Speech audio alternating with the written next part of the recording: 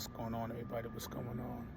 I'm about to put y'all on some subconscious game on why it's important to do the work and why it's important to focus on true sidereal astrology. So, for those of you who pay attention to astrology, you know that Saturn, Chiron, and Neptune were in retrograde with Pisces. Saturn is currently direct, right? And I'm speaking on this because when Saturn went direct, the moon was in Aquarius. Now, peep game, I'm about to go really astrological on you. So, there was a point in my life where I focused on tropical, Western, and Vedic astrology heavy. I was focused on it. I was locked in. I was doing all types of stuff, right? Last year, to be exact, because I want to pinpoint some stuff so people can be aware of what's really taking place up here. So last year, Saturn, Neptune, and Chiron went into retrograde and Aquarius last year. But for those of us who focused on tropical, we thought Saturn, Neptune, and Chiron was in retrograde with Pisces. And it wasn't, it was in Aquarius. Being that our mind subconsciously was focused on Pisces, I picked up on it later on what was going on, and then I made the switch to true sidereal and then flipped over to Pisces. But during those moments when I wasn't aware that I was behind, not behind, I was ahead of something that wasn't even taking place, I had to catch myself like, wait a minute. Following this astrology, I'm noticing that it doesn't give me solid direction. I'm going in loops. I'm thinking I'm something that I'm not, going in this direction,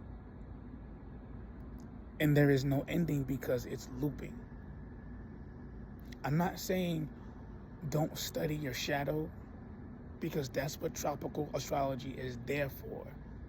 It's man-made, but it's there to study your shadow. I'm very familiar with my shadow, right? My shadow is Gemini, Libra, Gemini. But now that I'm focused on my light, my Taurus, Virgo, Taurus, I have a better connection with my darkness because I understand it. You know what I'm saying? Now, I say this to say because when that retrograde took place last year in Aquarius, every time the moon went into Aquarius, parts of last year were taking place in the physical. And I caught onto this pattern and behavior because I focused more on the true sidereal version of Saturn, Chiron, and Neptune being in Pisces as it is now. You see what I'm saying?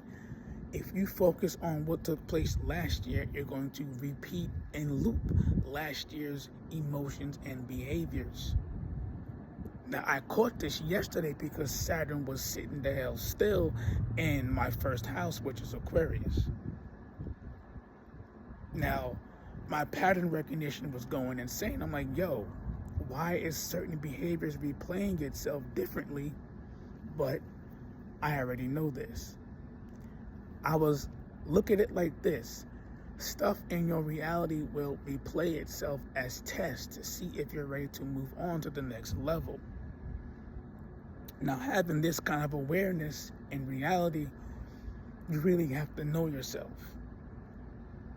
But specific moments and things in reality will replay themselves in different moon cycles.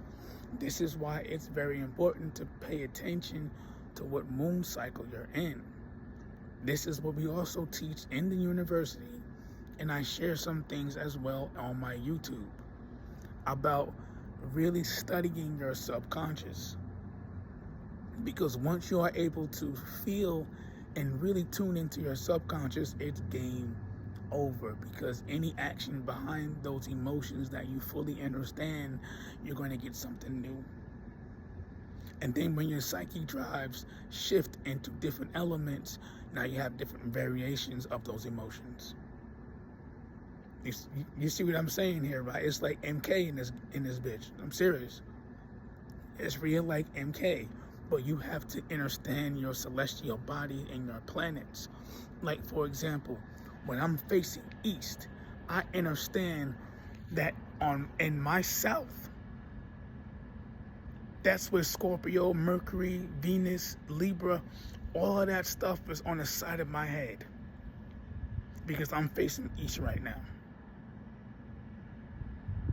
Because I know this is east, this is south, behind me is west, and the left of me is north. I know in the left side of my head, which is south, I got Scorpio, Ophiuchus, Mars, all this stuff on this side of my head is taking place right now, because I'm now standing east and I'm in alignment with self, because I understand that that is what's taking place in my head right here, right now. That's the kind of alignment that I'm talking about. And because you have this awareness, you know how to utilize your energy and what's taking place this very moment, because you're in alignment with your celestial body and your neurons. You're in alignment with your entire self, because it's right here. All you're doing is just shifting your head. All you're doing is this.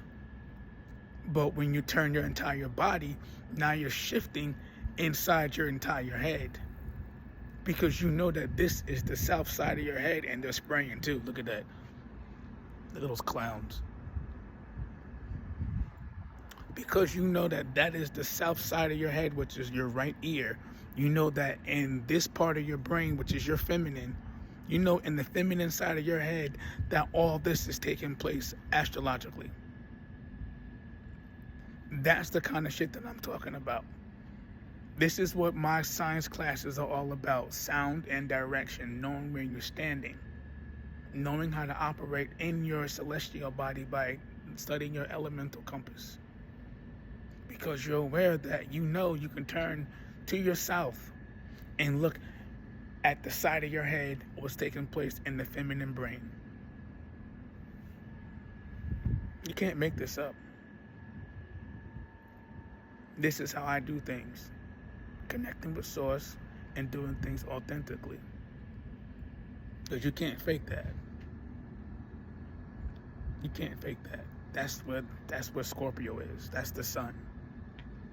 Now when you stand in alignment with that sun, now Scorpio is all over here in your head, in the feminine. That's how we move over here, in alignment. Signing out.